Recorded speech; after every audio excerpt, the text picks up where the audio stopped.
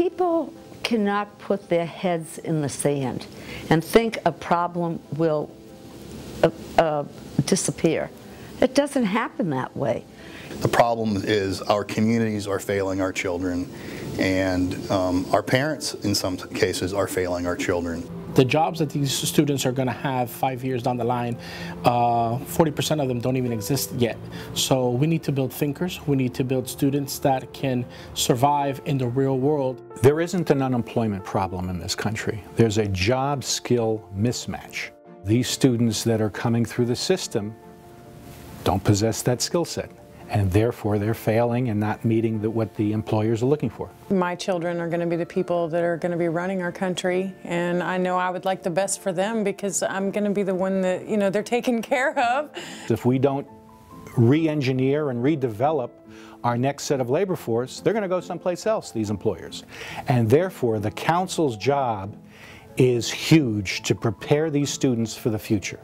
And if they don't do it in partnership with the school system, we will lose. And we're not about losing. We want to win.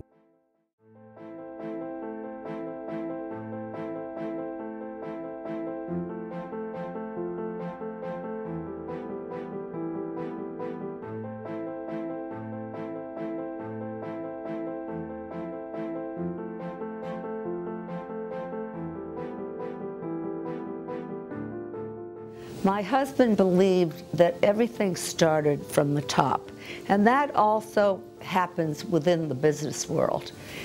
It starts from the top and it filters down. Leonard felt that the principal of each individual school could really make the difference, make the change within the individual schools themselves. It became clear that the role of the principal was absolutely critical in improving education results. So you can't really be successful, you know, as a principal in a school if you don't really have a vision and create a blueprint, you know, to make that vision work. Most visions that a principal have are not supported financially, you know, by the school district. Our educational factor was in need of help.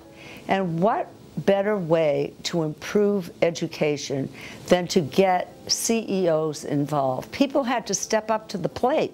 You must understand that prominent CEOs, successful CEOs, they're visionaries. They have that touch. They know the importance of long-term projection. It's very important to give business the opportunity to help in a school. It means more than just providing cookies and donuts at a PTA meeting. Business really, if asked, will participate and will share some of their expertise with the schools. I figured that if I could change the life of just one child, it would be more important than anything I've ever done in my life. I would rather we invest in the proactive work of the council than spending money on prisons.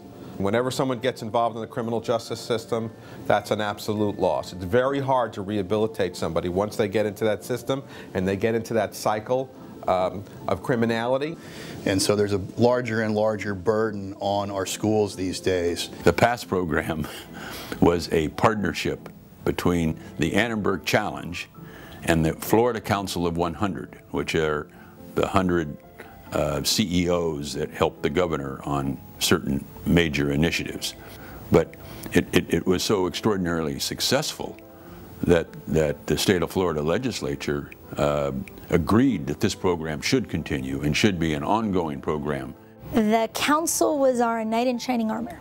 So with their help, we had about 20 partners last year. Everywhere from Miami Science Museum to Zoo Miami to LARC to Miami-Dade College to FIU, and the list goes on, NASCAR, America TV. We had a little bit of everything. And the hope is that these kids will look at that and say, hey, you know, I want to do that. I don't want to end up in jail. This is just a much better use of my time. And to the extent that we can be role models, that's where our focus should be.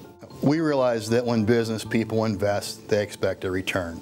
Every PASS plan includes specific objectives, and under each objective it says, how do you know you're getting there? We rely on donations. We rely on the business investment in the council and the grants that we're able to ascertain. And we need to report back to our donors, to our investors, to illustrate to them why we've done what we've done and the impact that their investment has had.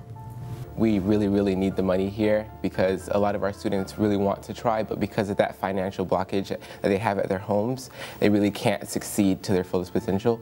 I want them to excel. I don't want them to have to struggle. You know, I know what it's like to struggle, and that's why I try to instill in them how important education is. My mom, she has 2 jobs and it's really bad for her health, so we've had like countless hospital visits because of the fact that she's working 2 9-to-5 jobs, and to her it's very important that she get an education because she didn't finish her education, and that's why she pushes me. For my future, with all this help that I've gotten from the council and also from all the other projects and things I've been involved with, I really want to try to make a difference for other people. Well, I want to help other people because other people help me.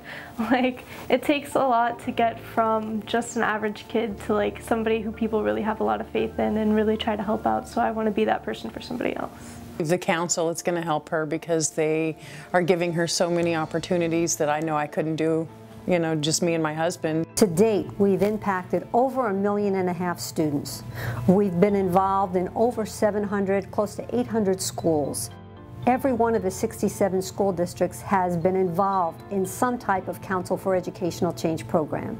They pushed us to not just be complacent, but to challenge ourselves, to push past whatever fears we may have had. So their grades are better because now they know what they want to do in life. They're more focused as to what colleges they want to go to because they know what fields they want to study. Miami Northwestern, historically, if you look at the graduation rate, we looked at Wikipedia, Miami Northwestern was under 50% graduation rate. Right now we're at 80%. We've come a long way. We've come from a school that was a failing school, F grade, to an A school. But I could not have done it without this partner.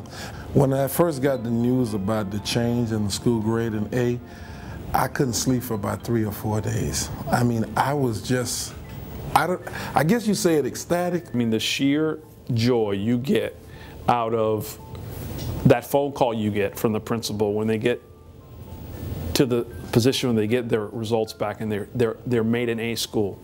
That's, God, man, that's something that you can't replace how good a feeling it is.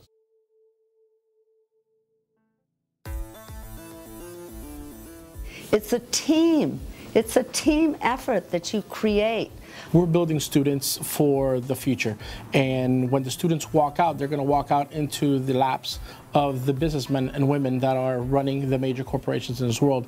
And it behooves us to articulate with the business community so that we know what the business community is requiring of our students so that we can better prepare them. It's really up to CEOs to step up to the plate because the federal funding is drying up.